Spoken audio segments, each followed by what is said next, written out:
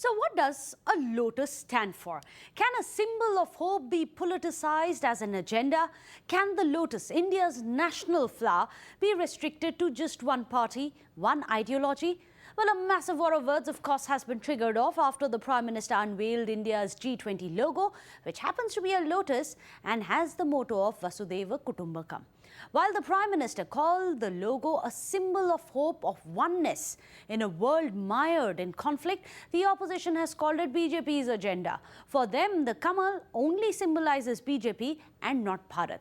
In fact, keeping the politics aside, here India's rationale for putting a lotus, a flower which blooms in adversity, as the logo of G20.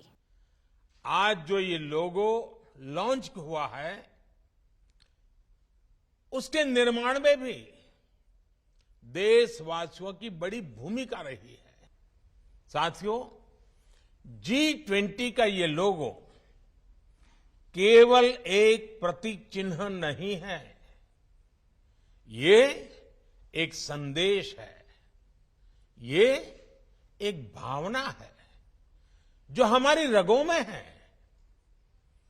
ये एक संकल्प है जो हमारी सोच में शामिल रहा है।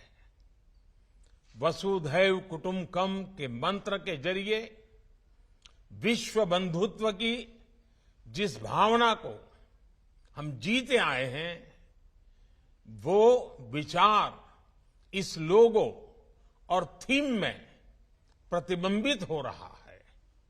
इस लोगो में कमल का फूल भारत की पौराणिक धरोहर, हमारी आस्था, हमारी बौद्धिकता, इन सबको एक साथ चित्रित कर रहा है।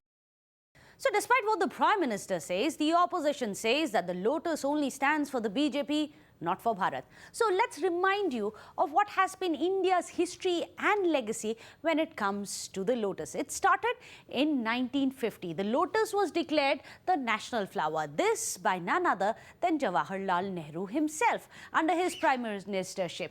1954, the lotus embossed Padma Awards were first instituted. Yes, that too was under the prime ministership of Jawaharlal Nehru. Not just that, in the same year you had the National Film Awards, which was also set up. This also under Jawaharlal Nehru. And why is that significant? Because the Swarna Kamal and the Rajat Kamal were given out as part of the National Film Awards as well. In addition to that, let's remind you, in 1980, this is the stamp which was put out under the Congress regime with the lotus on it. This is the stamp for the India International Stamp Exhibition of 1980. So it's not for the first time that lotus has now become part of India's history and legacy, but it was right there even under the Congress party. Now, while there is a massive dangle over the lotus, perhaps one should take a look at Indonesia's G20 presidency logo as well and compare that to India's, which has a Gunangan. Now, what does the Gunangan stand for? Well, this on your screens we are going to put out.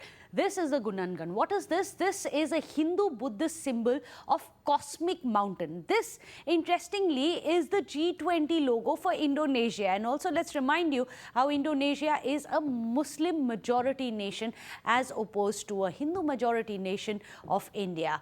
While Indonesia can, there are many who say India cannot use a Hindu symbol. At the end of it, perhaps, it just means that no matter what, whether we are talking about history, the legacy or G20, it does boil down to politics.